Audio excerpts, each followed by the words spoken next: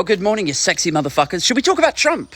Let's talk about what's going on in the US. And whenever I normally broach the subject of US politics, it's always a minute before some fucking moron walks into my comment section, dances in there like, why don't you keep your nose out?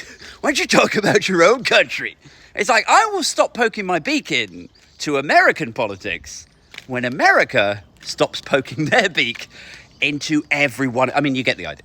So let's talk about Trump. So Trump's in court. He was arrested yesterday in relation to the 30-odd counts of that sit within that indictment that he had retained classified documents. And this is a big deal because they have nuclear codes in them. There's sensitive information. A lot of people within the Republican circles, the Trumpster circles, suggesting that this is hypocrisy. This is a witch hunt because Biden has retained sensitive documents. Mike Pence has retained sensitive documents. The difference is between those two and Trump, when those two were asked to return the documents, they're like, yeah, could you hand us back some of that? Both of those two were like, oh shit, yeah, okay, no problem. They cooperated fully, they apologized, they acknowledged their shortcomings. With Trump, it's like, I don't have any of, I don't know what you're talking about. Refusing to hand them over.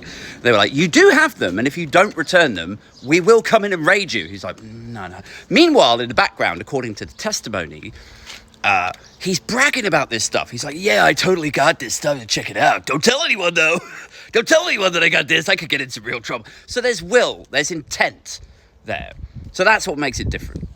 Where does this go from now? Like from here? This is an interesting point, I think, both in British politics and American politics, because in the UK, it feels like we've come through populism to some extent. We've ejected Boris Johnson. He's sat in front of the committee. He's no longer a fucking MP even.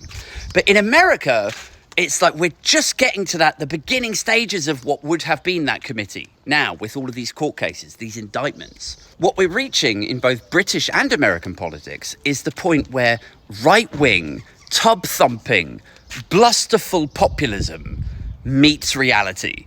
Do you know what I mean?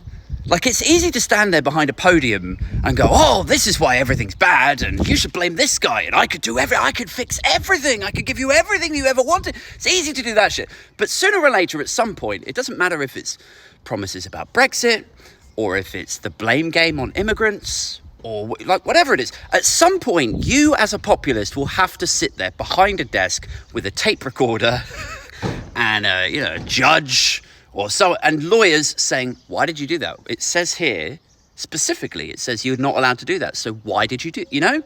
This is the point when populism actually meets reality.